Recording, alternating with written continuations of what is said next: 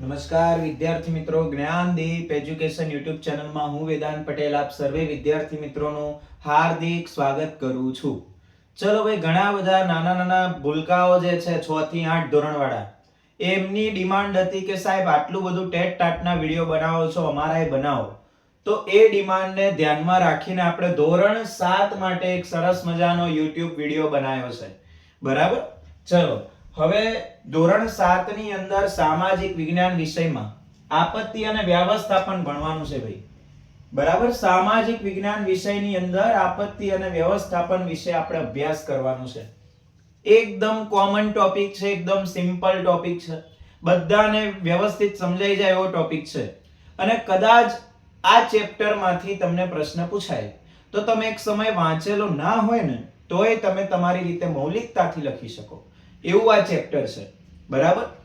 એટલે અહીંયા એક વખત ધ્યાન રાખ્યા પછી તમે કોઈ પણ પ્રશ્ન આમાંથી પૂછાય તમને આવડે. બરાબર? ચલો હવે પાઠ નંબર 13 આપત્તિ અને વ્યવસ્થાપન. જો તમને બધાને ખબર છે કે આપત્તિ જે છે એ આપત્તિનો અર્થ થાય છે મુશ્કેલી. બીજો એક અર્થ થાય છે હોનારત. ત્રીજો એક અર્થ થાય છે આપદા. આવા તો ઘણા બધા આપત્તિના સમાનાર્થી શબ્દો છે. ટૂંકમાં મુશ્કેલી પડવી એને આપત્તિ તરીકે ઓળખવામાં આવે છે. હવે વ્યવસ્થાપન એટલે શું? તો આપત્તિ આપણને કોઈ પણ જાતની મુશ્કેલીઓ સર્જાય, આપત્તિઓ પછી આપણે જે બચાવ પ્રયુક્તિ કરીએ છીએ, બચવાના આપત્તિથી બચવાના પ્રયત્ન કરીએ છીએ એને કહેવાય વ્યવસ્થાપન. બરાબર? આ સિવાય માની લો કે ભૂકંપ આવ્યો. હવે ભૂકંપ આવ્યો એટલે આપણે તો ઘરની બહાર જતા રહ્યા, પણ ભૂકંપ આવ્યો એ સમયે ઘર ને બધું પડી ગયું. બરાબર? થાંભલા ને બધું પડી ગયું. એના પછી એને ઊભું કરવું, હતું એવું ને એવું કરવું, એને પણ વ્યવસ્થાપન કહેવાય.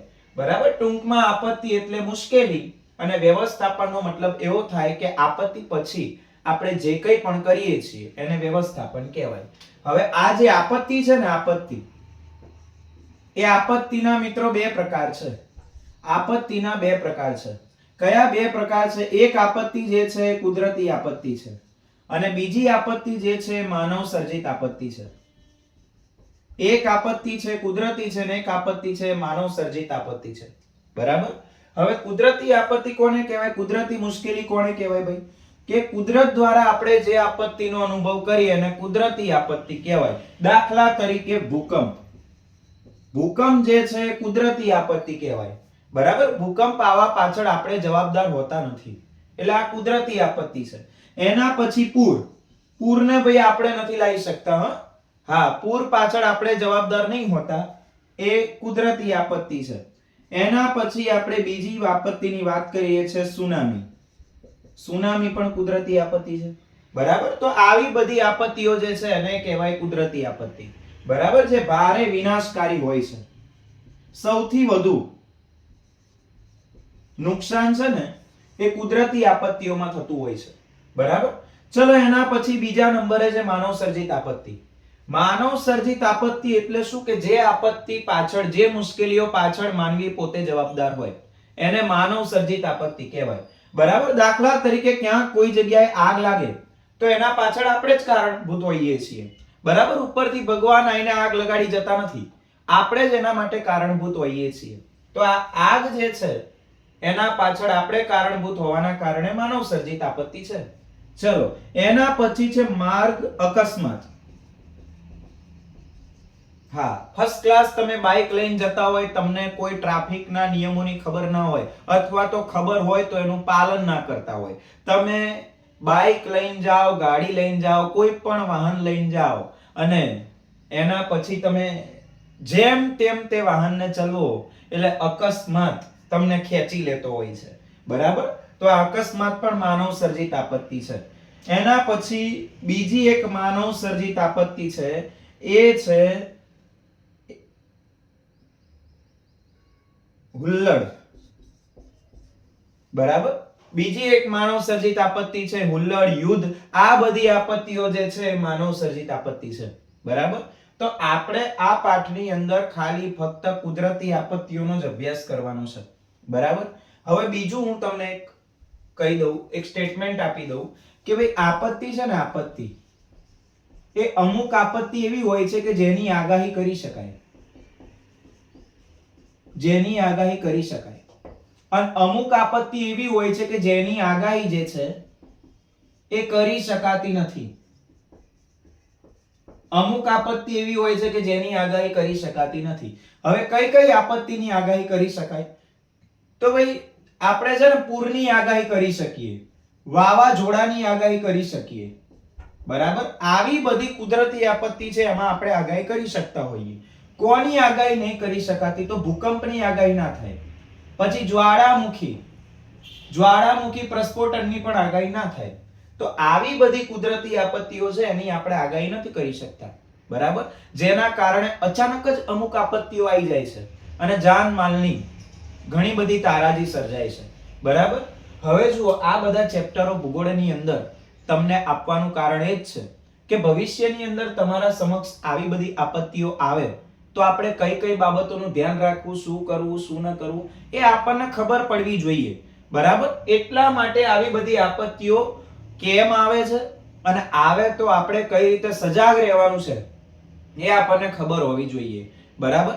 અત્યાર તો પહેલાના સમયમાં ભૂકંપ ને સુનામી ને પૂર આ બધું બહુ આવતું, બરાબર. પણ હમણાંથી ઘણી બધી ટેકનોલોજીની શોધખોળ થઈ છે, બરાબર. વિજ્ઞાન આપણું બહુ આગળ પડતું થઈ ગયું છે. મોટા ભાગની તમામ આપત્તિઓની આગાહી આપણે કરતા થઈ ગયા છીએ, બરાબર. આગાહી કરી એટલે આપણે હવે બધા કોન્શિયસ થઈ ગયા છીએ ધીમે ધીમે. આપણને ખબર પડે છે કે ભાઈ આવું થાય તો શું કરવું, આવું થાય તો શું ન કરવું, એવી આપણને હવે ખબર પડતી થઈ છે.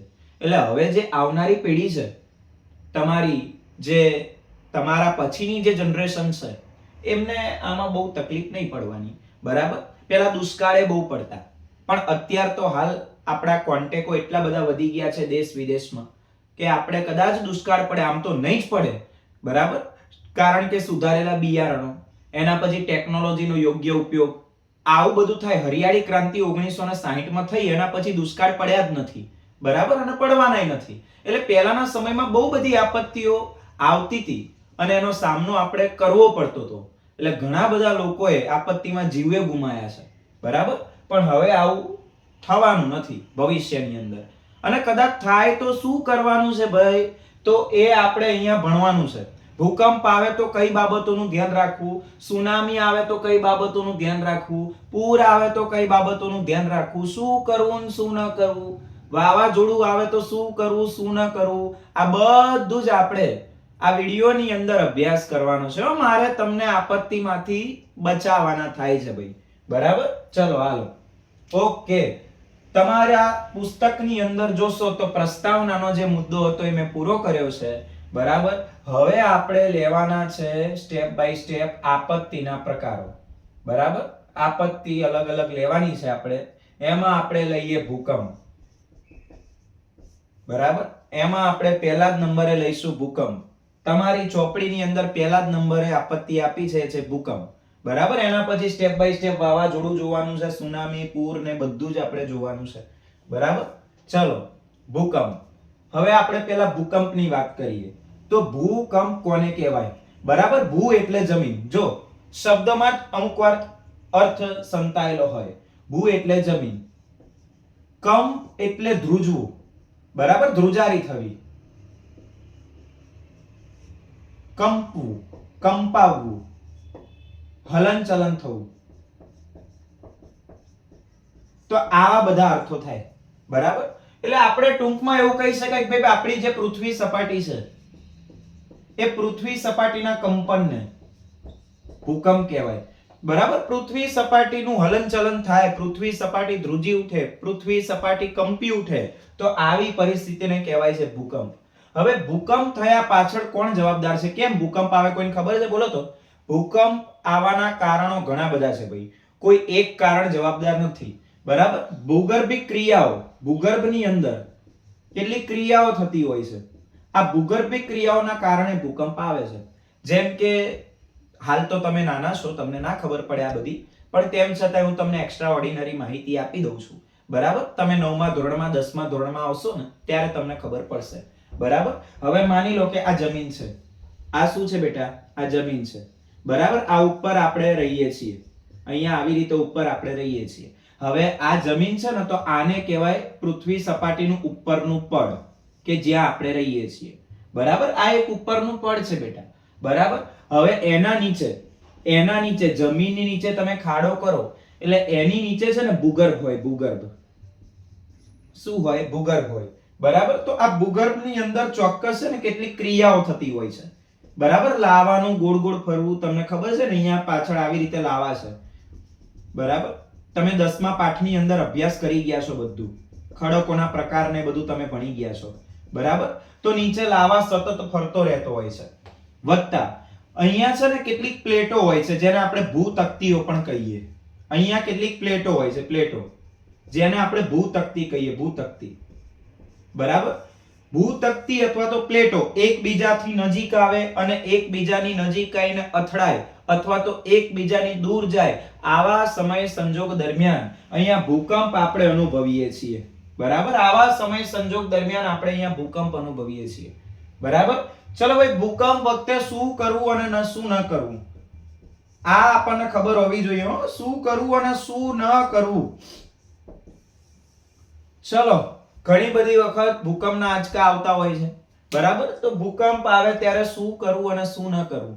પહેલા તો તમે સ્કૂલમાં હોય ને તો બેન્ચીસના નીચે બેસી જવાનું, કારણ કે ઉપરથી કદાચ બધું પડે તો બેન્ચીસ ઉપર પડે, તમને ના વાગે, અને કદાચ તમને વાગે તો એટલું બધું ના વાગે કે જેના કારણે આપણને મોત મળે, એટલું બધું આપણને વાગે નહીં. એટલે બેન્ચીસની નીચે બેસી જવાનું, બરોબર.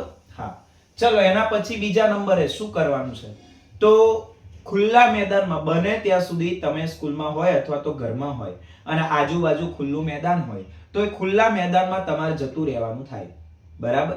ખુલ્લા મેદાનમાં જઈને શું ધ્યાન રાખવાનું, તમે જ્યાં છો મેદાનમાં ત્યાં આજુબાજુ થાંભલો તો નથી ને, થાંભલા જોડે તમે નહીં ઉભા ને, ઝાડ જોડે તમે નથી ઉભા ને, એ તમારે ધ્યાન રાખવાનું થાય. નહીતર જો તમે થાંભલા અને ઝાડ જોડે ઉભા હોય તો એનું એ જ થાય, બરાબર. ભૂકંપના કારણે એ પડવાનું તો છે જ, બરાબર. એટલે ત્યાં એવી જગ્યાએ ઊભું રહેવાનું નથી થતું. પછી કઈ બાબતોનું ધ્યાન રાખવાનું થાય, લિફ્ટમાં તો ક્યારે નીચે નહીં ઉતરવાનું. પેલા બહુમાળી મકાન હોય ને ત્યાં લિફ્ટ જોવા મળે, ફ્લેટ હોય એમાં લિફ્ટ જોવા મળે, તો લિફ્ટમાં આપણે નીચે ઉતરવાનો કે ચડવાનો પ્રયત્ન કરવાનો નથી, બરાબર. અથવા તો માની લો કે તમે છેક ઉપરના માળે જો ભૂકંપ બહુ અતિશય તીવ્રતાથી આવેલો છે તો તમે ઉપરના માળે હોય તો તમારે ધાબા ઉપર જતું રહેવાનું અને ધાબા ઉપર જઈને ખૂણા ઉપર બેસી જવાનું, બરાબર. આવું આપણે ભૂકંપ દરમિયાન કરવાનું થાય. ગેસ લાઈન ને વીજળી એ બધું અટકાઈ દેવાનું થાય છે, સ્વિચો બધી બંધ કરી દેવાની, કારણ કે અમુક સંજોગો વસાત આગ લાગી શકવાની ઘટના બને, બરાબર. એટલે ભૂકંપ આવે તો આ બધું બંધ કરી દેવાનું થાય છે, બરાબર. ચલો, એના પછી શું ન કરવું, તો પેલા રઘવાયા થઈને બૂમાબૂમ કરવી નહીં, બરાબર.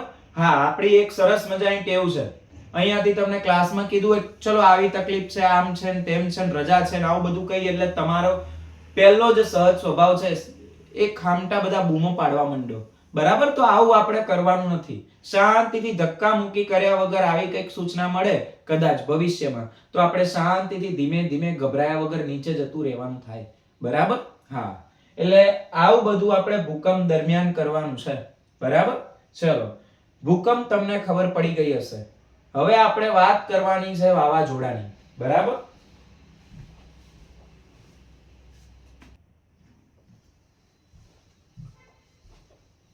ચલો, હવે આપણે વાત કરવાની છે વાવાઝોડાની, બરાબર. ભૂકંપમાં મેં તમને કીધું શા માટે ભૂકંપ આવે છે, પૃથ્વી સપાટીની નીચે લાવા ફરે છે, બરાબર. એના પછી પ્લેટો આવી રીતે એકબીજા નજીક આવે છે, અથડાય છે, એના કારણે ભૂકંપ આવે છે, બરાબર. ચલો, હાલો, હવે આપણે વાત કરવાની છે વાવાઝોડાની. ચલો ભાઈ, વાવાઝોડું. હવે વાવાઝોડું કેમ આવે, તો કે હવા છે ને, હવા એ જ્યારે ગતિશીલ બને ને, ગતિશીલ, તો આ ગતિશીલ હવાને છે ને પવન કહેવાય. ગતિશીલ હવાને શું કહેવાય? પવન. પણ પવન જ્યારે અતિશય ગતિશીલ બને, વિક્ષોભ ઉભો થાય, તો આવી પરિસ્થિતિમાં વાવાઝોડું આવે, બરાબર. આવી પરિસ્થિતિમાં વાવાઝોડું આવે, અતિશય ઝપાટા બંધ જ્યારે પવન ફૂંકાય તો આવી પરિસ્થિતિને વાવાઝોડું કહેવાય, બરાબર. ચલો હાલો, વાવાઝોડા દરમિયાન શું કરવું, વાવાઝોડા પહેલા શું કરવું અને વાવાઝોડા પછી શું કરવું, એના વિશે આપણે માહિતી મેળવવાની છે. બરાબર. પહેલા તો વાવાઝોડા પહેલા શું કરવાનું છે, તો રેડિયો ઉપર આવતા સમાચારો આપણે સાંભળવાના થાય. આવું તમારી ચોપડીમાં કીધું છે. પણ આમ જનરલી હવે રેડિયો હવે ધીરે ધીરે છે ને એ લુપ્ત થઈ ગયો છે. આપણે હવે બહુ રેડિયાનો ઉપયોગ નથી કરતા, કારણ કે આપણા જોડે સરસ મજાનું એવું ગેજેટ મોબાઈલ આવી ગયો છે. બરાબર. મોબાઈલ આવી ગયો છે, ટીવી છે, સ્માર્ટ ટીવી છે આપણી પાસે, એટલે આપણે રેડિયાનો બહુ ઉપયોગ નહીં કરતા. પહેલાના સમયમાં છે ને બધા સમાચારો સાંભળવા માટે રેડિયોનો જ ઉપયોગ કરતા.